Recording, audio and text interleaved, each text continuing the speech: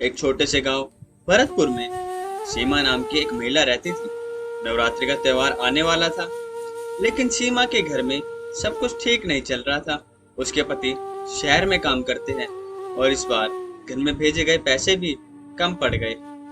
सीमा ने अपने छोटे से बगीचे की ओर देखते हुए सोचा, क्या मैं इस साल नवरात्रि मना पाऊंगी?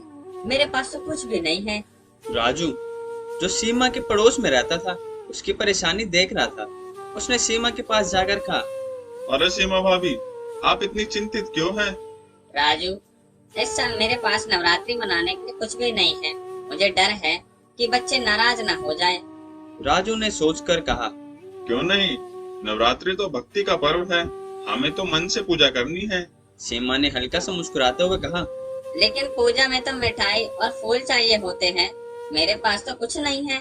तभी सुमित, सीमा का बेटा, वहाँ आया और बोलता है, माँ, हम कुछ ना लेकर भी पूजा कर सकते हैं। हमें बस मन से पूजा करनी होती है। सीमा ने सुमित की बात पर गौर किया। तुम ठीक कह रहे हो बेटा, लेकिन हमें कुछ तो चाहिए ना। राजू ने सुझाव दिया और कहा, क्यों ना हम सब मिलकर कुछ तैयार कर सकते हैं।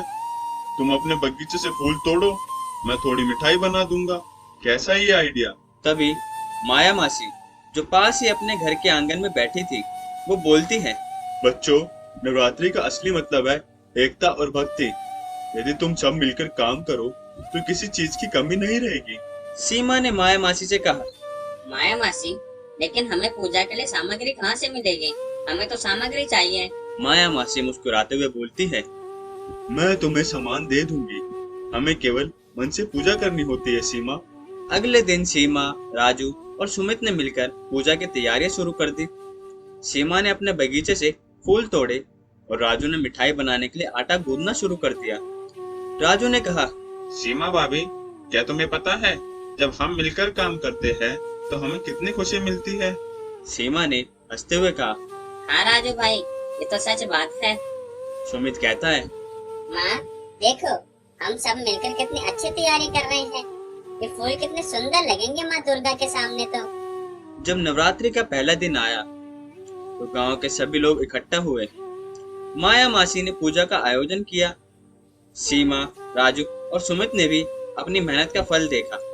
पूजा के दौरान सबने मिलकर भक्ति से गीत गाए और माता की आरती की। तभी माया मासी ने कहा, देखो बच्चों, यह पर्व हमें एकजुट करता है।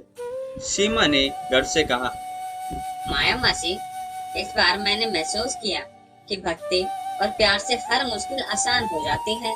तभी राजू ने कहा, हाँ, हम सब एक परिवार की तरह ही तो है।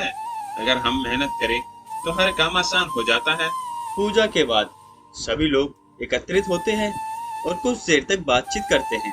तभी सीमा कहती है, मेरे पास तो कुछ नहीं था, लेकिन आपकी मदद से हम सबने यह पर्व मनाया। राजू मुस्कुराते हुए कहता है, यही तो नवरात्रि का असली मतलब है भाभी, एक दूसरे की मदद करना और सबका साथ देना। तभी सुमित उत्साहित होकर कहता है, माँ, मुझे बहुत खुशी हो रही है। हम सब मिलकर आगे भी ऐसे ही करेंगे। जैसे जैसे नवरात्रि का पर्व आगे बढ़ा, गांव में सभी ने मिलकर खुशी से उत्सव मनाया।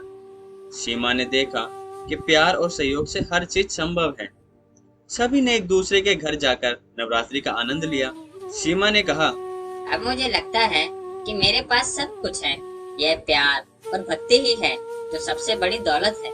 राजू ने सहमति से सिर हिलाते हुए कहा, हाँ भाभी, यही तो असली समृद्धि है। इस तरह नवरात्रि ने गांव के लोगों को एक नई दिशा दी।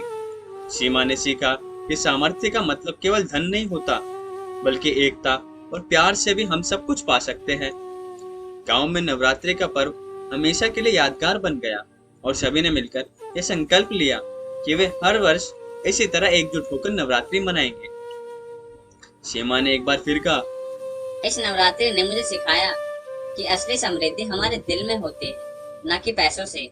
राजू और सुमित ने एक साथ कहा, और हम सब एक दूसरे के साथ हमेशा रहेंगे।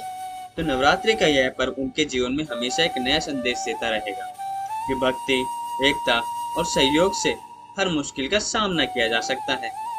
अगर आपको ये कहानी पसंद आई तो प्लीज हमारे चैनल को सब्सक्राइब करें और लाइक शेयर करके हमारे चैनल को सपोर्ट करें।